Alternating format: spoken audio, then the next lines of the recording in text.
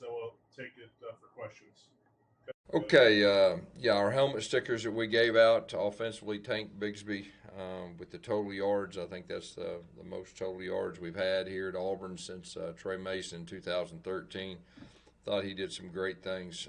Defensively, Owen Popo and Jacoby McLean, they shared it. Both of them had double-digit tackles.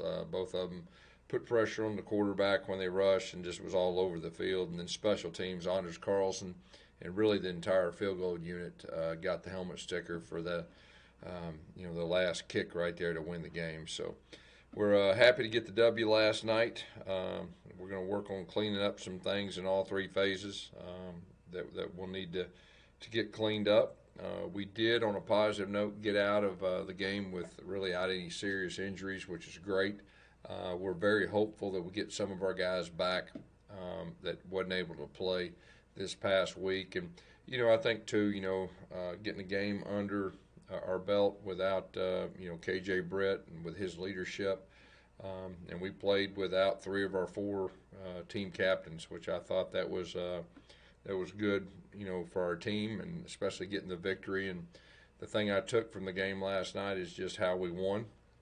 And I think we can build upon that the rest of the season. Anytime you get up like that and you're feeling pretty good, and give them credit. They fought back and they took the lead in the fourth quarter, and we drove down and missed a field goal, and then our defense stepped up and got a 3-and-out when we used our timeouts, and we got a short punt return and got a completion, a couple runs right there, and was able to end the game with a field goal. So I think we can use that to our advantage and that experience in the future.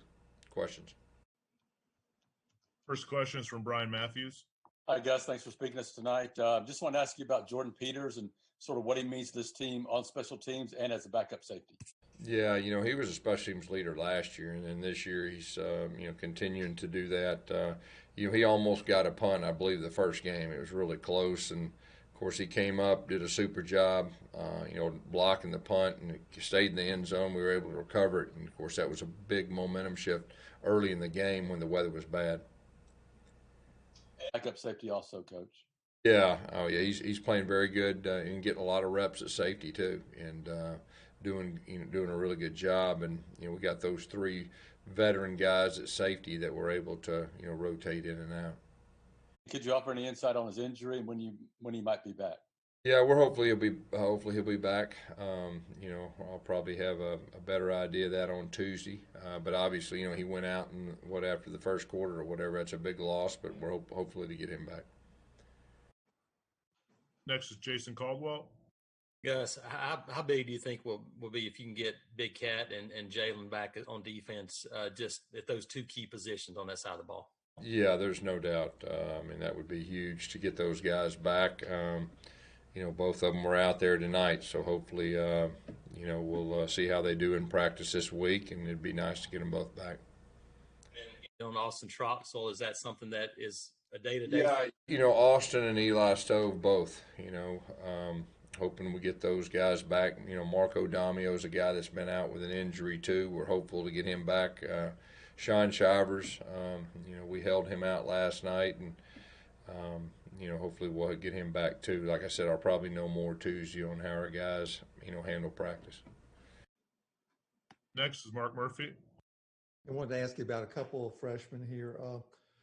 Daniel Foster Allen, Jeremiah Wright, and Mark Anthony Richards. So those guys healthy to play if you need them? Yeah. Go ahead and ask that again. The first one, who'd you say? Daniel Foster Allen. Yeah, he had an injury that he kind of fought, and he got back last week. So we'll see how he progresses. Mark Anthony got a whole lot of reps in practice last week and was ready, if called upon. I think he got some punt return, action, up front. And who was the other one? Yeah, and Jeremiah Wright's getting more and more reps in practice, so we'll just see where he's healthy. So we'll see where that goes. It looked like the defensive line got a little tired there in the second half. The stretches. Would you like to play more guys if you could do it?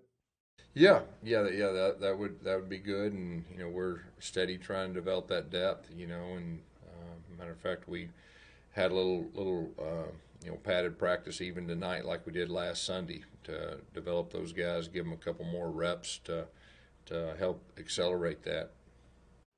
Thanks. Next is Justin Ferguson.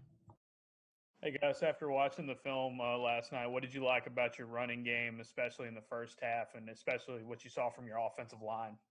Yeah, it was good to run the football. We've been talking all along about, just needing to be balanced. And so we were able to get some good runs, and we spread them out. And I thought there were some good things with that. And line did a good job. And, I thought Tank ran extremely hard. He broke tackles, and I think he had close to 100 yards, a little over after contact. So it says a lot about, his physicality running. But, we'll need to continue to build upon, that run game.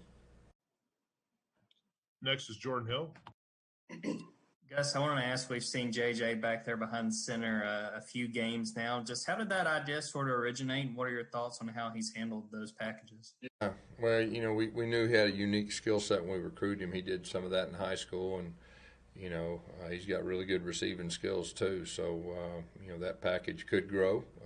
Obviously, he made a really good run on that one where he spun and then he hurdled the guy. And, he's a very athletic guy that I think could be a real good piece of the puzzle for us moving forward. Do you guys have a name for that package? We're not telling you. Next is Nathan King. Hey, Gus. Bo kind of talked after the game about hoping to expand on this one with all the different things you guys are able to do and be balanced on offense. How much is that a focus moving forward now that you've seen the running game produce so well? Yeah, I think it's big. We got 3 games under our belt. For Coach Morris, to know about our guys and everything that goes with that. Offensive line has been, we were pretty thin health-wise last week in practice, and I think we made it through okay. But just getting those guys in the same positions, I think for an extended period of time up front will do nothing but help. And I know that, we're getting closer to figuring that out. Obviously, Broderius was banged up coming into the game. We moved Council to right tackle starting out, and then Broderius, he did a good job once he was in and made it through the game. And then we had KJ at right guard, and so just getting 5 guys and getting settled in. So hopefully we can stay healthy enough to do that. Jay Tate is next. Yeah, Gus, what's you and Chad's vision for John Samuel Shanker when he's playing, 45 snaps a game and he's used either flexing or he's all the way out wide? Like, what are you planning to do with him? What's the goal with him? Well, I don't know if we need to be telling everybody what we're planning on doing with him, as far as opponents go, but he's on the field for a reason. He's a veteran guy, and, there'll be times that his number will be called, but, you see him playing a whole lot more than he did last year. Yeah, my thought on that was if you got Kobe and Xavion and guys like that, seems like they would be more advantageous out wide. I'm just riffing with you. Yeah, and if you look at personnel, okay, so 11 personnel, defenses do certain things. If you put another receiver in there, they call that 10 personnel, and then the defenses do different things for that. So there's a reason that he's on the field, for either certain defensive looks or you may know what you're going to get or something like that. So that has a lot to do with personnel and who's in the game and all that. But we have a lot of confidence in him. He's got a lot of game experience, and I think he's starting to grow. Next is Phil Marshall. Gus, you're going to see a couple of familiar faces on the other sideline Saturday who probably are going to be wanting to beat you really bad. Just kind of talk about that if you would, Will and T-Rob, and their time here. Yeah, they were here with us. We hadn't played them since they left. This is a very important game. I think everybody knows that, being one of the 10 SEC games. It's on the road. So we need to be ready to play. One other question. Is there any update on Brandon Frazier and what his situation is? Yeah, we're hopeful in the next couple, weeks that we can get him back. And that he was off to a really good fall camp too, and so once we get him back, I know that'll give Chad some more flexibility too. Is he kind of the guy that you would hope would have been big in the passing game, receiving? I think he would have had a chance. There's no doubt. Like I said, you could see him really coming on towards the end of fall camp and getting more comfortable. And he's a big body. He's got real soft hands. Thanks. Next is Jake Weesey. Hey, Coach. Thanks for taking the time to talk with us tonight. How has the COVID situation been like after the first game or after the game Saturday? Yeah. Of course, we tested again today. I think, every team, I think now is testing Sunday, Tuesday, Thursday. So, our guys have done a really good job since the season started. We need to continue that, and I think that'll be a big key for all the teams, success in our league. Next is David Pascal. Hey, Gus, you played a 30-28 game yesterday, and that was actually one of the lower scoring games in the SEC. Of course, Alabama and Ole Miss set a record for a regulation game. And after the game, Lane Kiffin said he thought that maybe the COVID knocking out spring practice and the fundamentals that go along with it could be an explanation why we're seeing so many high scoring games. Do you kind of subscribe to that as far as missed tackles and whatever the case may be? Do you think the lack of fundamentals may be factoring?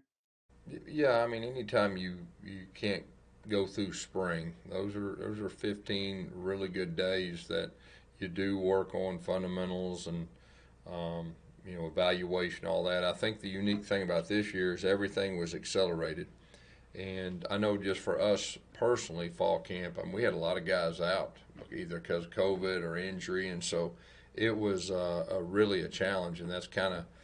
Up front specifically, we never had the same 5 guys, not 1 week of fall camp. So, I'm sure that other teams are experiencing things like that, possibly on the defensive side of the football. So, I think that's one of the reasons you see the uniqueness of what's going on in our league, and, this is going to be a different year. And the teams, I think, that can adjust and, hang in there. And, I think that's going to have an advantage. Next is Josh Vitale. On the same subject, with all the injuries you guys have had on defense, is that maybe a product of an abbreviated preseason, or is that just kind of bad fortune through the first few weeks? I think the challenge is when you don't go through spring, and we really decided that, man, we needed to tackle. We needed to block. We needed to put the ball down, to develop depth and everything that goes with it. So, that could possibly have something to do with it. A lot of our guys have gotten, injured since the season started, but, just that fine balance of, the approach. And we just felt real strong that we needed to get that physicality, get the tackling and getting tackled and play football. Next is Gianna Hahn. Hi, Gus. So, from about the end of the second quarter till the end of the fourth quarter, you guys had a little bit of trouble stopping scoring drives from Arkansas, and a lot of that was in the passing game. When you went back and looked at it on film, what did you see that you guys need to work on there? Yeah,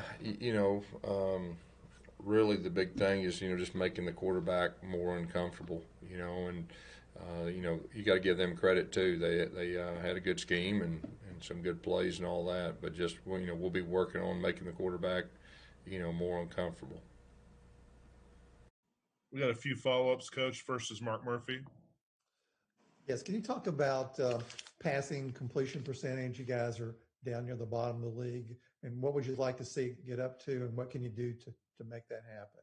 Yeah, of course, early on we had some, we were trying to throw the ball in the perimeter early when it was raining and stuff like that, and so I think it's just more of, just the basics of, completing the short ones, check downs, and everything that goes with that.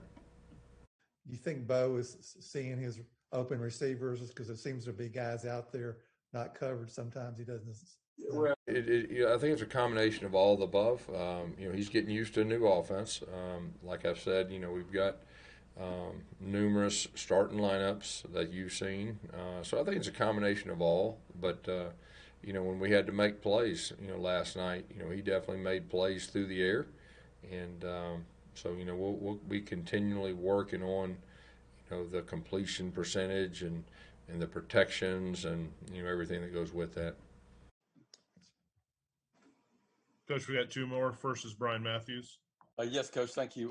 What have you seen out of Kobe Wooden so far this season, especially against Arkansas? And is he one of your better young up and coming players? We've been impressed with him, really all of fall camp, and I think he's off to a good start. He's still learning as he goes out there, just getting used to, what it's like being a starter in this league. And I think you'll see him continue to grow and improve. Our last one, Coach, from Philip Marshall. Yes, just kind of a fun question, I guess. What do you do during the game since you're not calling plays? And have you called a play this year? No, I'm not calling plays, but I'm helping with the special teams.